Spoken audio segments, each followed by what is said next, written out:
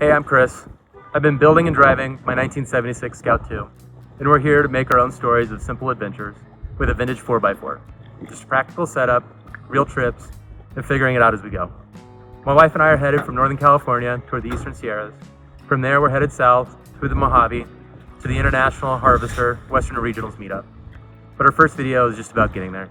Like most good road trips, this one starts with a Chick-fil-A lunch and more fuel stops than I'd like to admit. We climbed closer to Pollock Pines and started seeing snow, which we definitely were not expecting. Luckily, by the time we reached camp, it had mostly faded away. I want to welcome you to Sly Park. The campground sits next to a reservoir with campsites that back right up to the water. For us, this was a one-night stopover on the way south, so we kept the Scout hitched and only took out a few things to make our night more enjoyable. We had time to kill before dinner and enjoy what was left of our day. So we set up the fire pit, grabbed our books, and we took a seat. The dog from a neighboring campsite found its way over to say hi and was a welcome distraction from reading. Our meal for the night was a camping staple for the two of us. One-pan chicken burrito bowls. We cook it often on the road because it's easy to prep and easy to clean.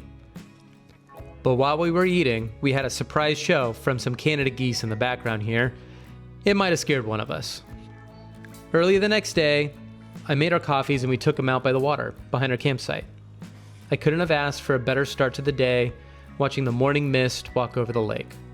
Before leaving, we took a walk around the campground and made plans to come back in the summer, when it would be warm enough for us to jump in the water.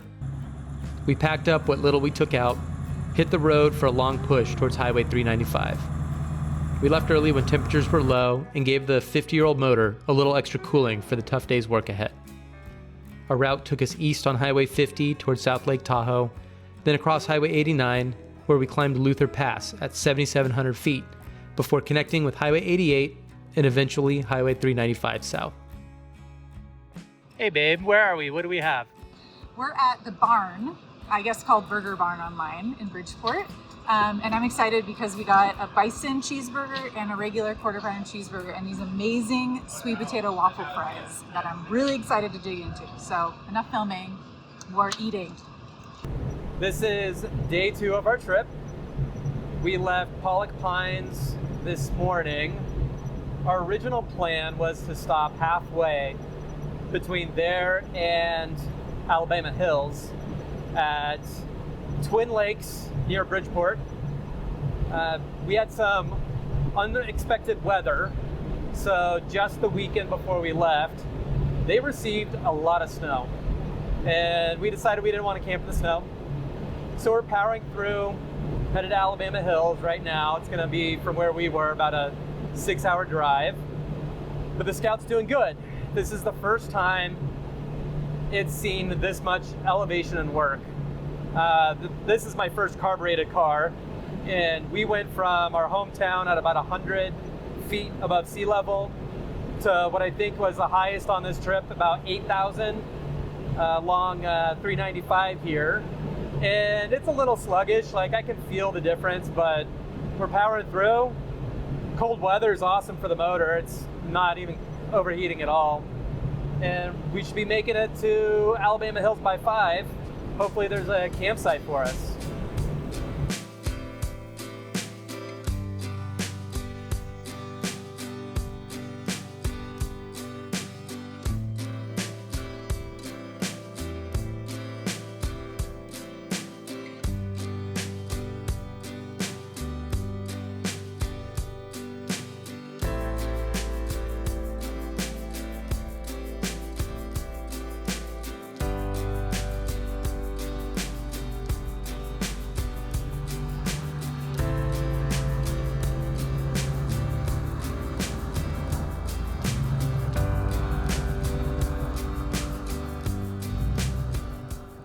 We made it.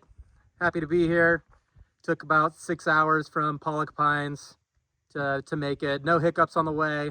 Beautiful drive. We got passed by almost every single semi we came up to, but that's fine. We're driving a 50-year-old rig, and I'm just happy to make it without any problems. It's been crazy to think that this is the hardest we've pushed this ride since I got it. I mean, I've been a baby with it. I've been taking trips, but nothing this far.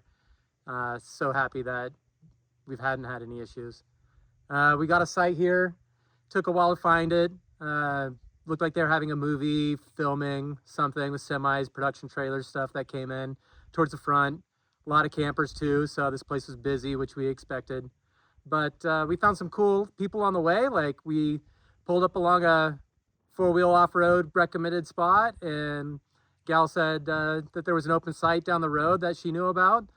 We took it, and she was right, and no one's coming down here. And I think it's because it's a harder road, which I'm not upset about. You know, it was fun getting in, and it kind of gives us a little bit of solitude.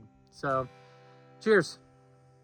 We spent our evening talking about life and my wife's love of s'mores as stars developed overhead. She's on a never-ending quest to try new combinations of different chocolates paired with a perfectly roasted marshmallow. It's hard to beat her favorite though, a Reese's Thin between cinnamon-flavored graham crackers. Give it a try or leave your best suggestion in the comments. These small moments remind us of why we camp like this. One reason I prefer an older car is how connected you feel to the driving experience. It's also why we picked Bean for our small trailer. Good or bad weather, we still have to spend our time outside, connected to our experiences in nature. The next day, I began the morning coffee ritual.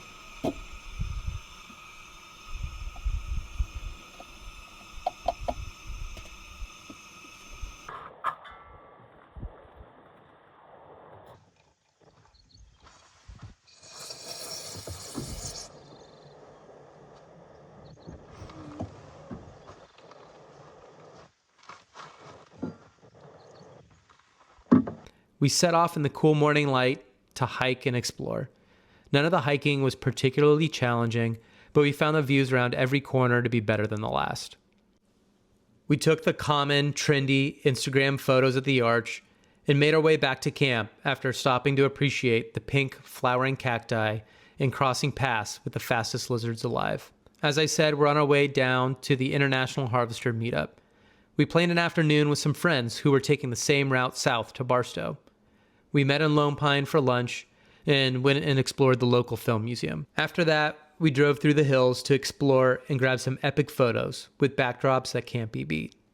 They convinced us to take a trip up to the Mount Whitney trailhead. We all climbed that steep grade without any problems.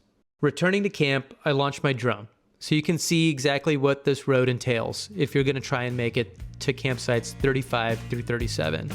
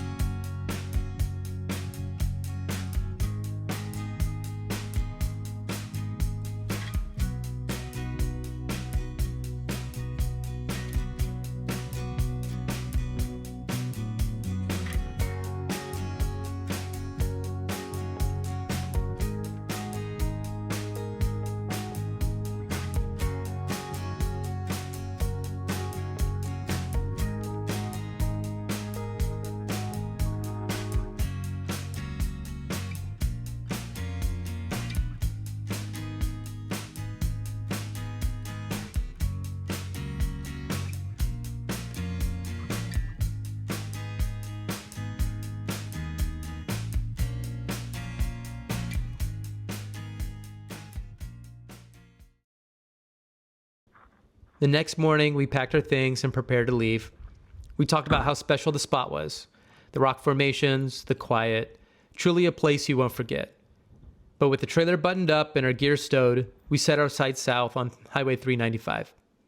We headed for Barstow in the International Harvester Western Regionals meetup. It's a long stretch of road ahead with miles of desert and changing elevation. There's always that mix of feelings when you leave a spot like this. Part of you wants to stay, but the other part is ready to move. And honestly, that's what this trip's about. New roads, new places, getting this old truck exactly where it needs to be. So thanks for joining in the first few days of our trip. If you want to see what it's like attending International Harvester's biggest Southern California meetup, subscribe and check it out.